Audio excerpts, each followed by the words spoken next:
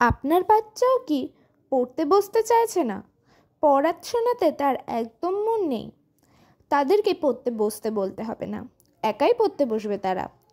মা বাবারা শুধু এই কটি কাজ করুন, তাহলেই হবে। কিন্তু অনেক সময় শিশুরা লেখাপড়া করতে ভালোবাসে না, তারা এটাকে বোঝা বলে মনে করে। এতে তারা লেখাপড়ায় দুর্বল হয়ে পড়ে।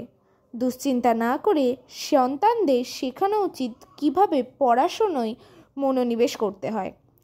প্রথম, অনুপ্রাণিত করুন। শিশুদের শিক্ষার গুরুত্ব বোঝাতে অনুপ্রেরণা দেওয়া উচিত। গল্প, উদাহরণ এবং মহান ব্যক্তিদের জীবন থেকে শিখতে অনুপ্রাণিত করা দরকার। 2, উত্তেজনাপূর্ণ এবং আকর্ষক শেখা পরিবেশ।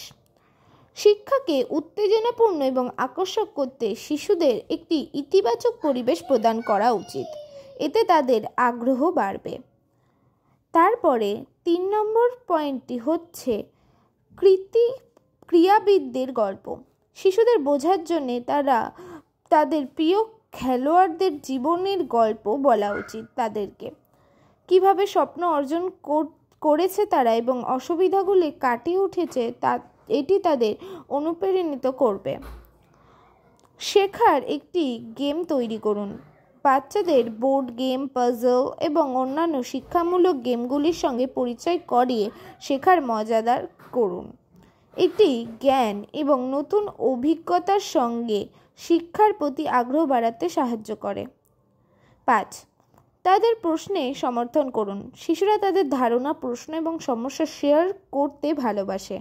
অবশ্যই তাদের প্রশ্ন সমর্থন করতে হবে এবং উত্তর খোঁজার জন্য তাদের উৎসাহ করতে হবে।